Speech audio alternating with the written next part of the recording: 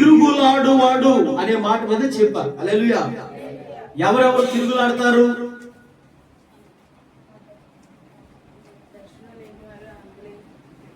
ఎవరెవరు తిరుగులాడేవారు, ఎవరో తిరుగులాడే మనస్సు ఎవరికి ఉంటుందో వారి గురించి కూడా పోయిన వారం మీతో చాలా స్పష్టంగా నేను మాట్లాడా. అందులు తిరుగులాడతారంట, అంటే దర్శనం లేని వారు.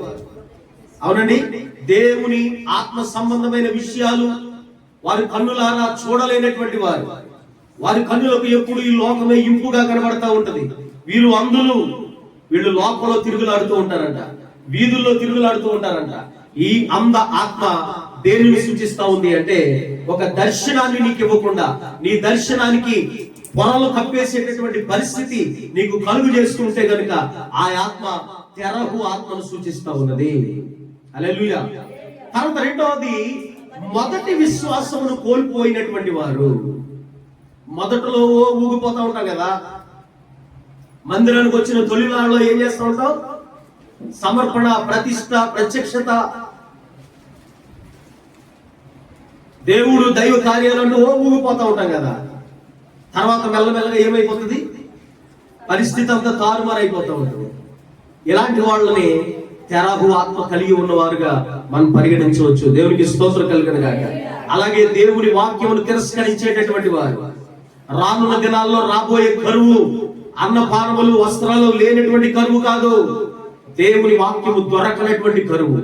ఎవరైతే ఇప్పుడు దేవుని వాక్యం దొరుకుతుంది, ఎవరైతే తిరస్కరిస్తారో వారందరూ కూడా, ఎవరైతే దొరికేటప్పుడు దేవుని వాక్యాన్ని సమకూర్చుకోరో, దేవుని సమీపముగా ఉన్నప్పుడు వెతకరో, సంపాదించుకోరో, వారందరూ కూడా రేపంట ఆ సముద్రం నుంచి ఈ సముద్రం, ఆ ఒడ్డు నుంచి ఈ ఒడ్డుకి, ఈ దిక్కు నుంచి ఆ దిక్కుకి దేవులాడతారంట, పరుగులాడతారంట, తిరుగులాడతారంట.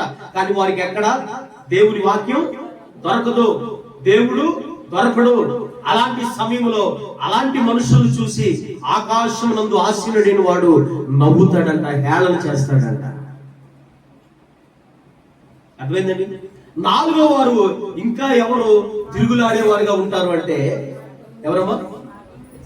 మార్గము విడిచి తిరుగుచున్నటువంటి చుక్కలు, నక్షత్రాలు. అంటే ఎవరది? ఆల్రెడీ దేవుని యొక్క అంటే దేవుని యొక్క సంకల్పంలో ఉన్న వాళ్ళను కూడా వాడు ఏం చేస్తాడంటే తోకతో పడగొట్టేస్తాడంట.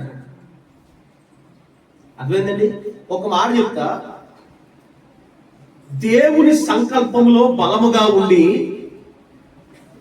దేవుని చిత్తములో బలముగా ఉన్న వారినే వాడు తోకతో పడగొట్టేస్తే అంతంత మాత్రపు భక్తి చేసేవాడు పరిస్థితి ఏంటి?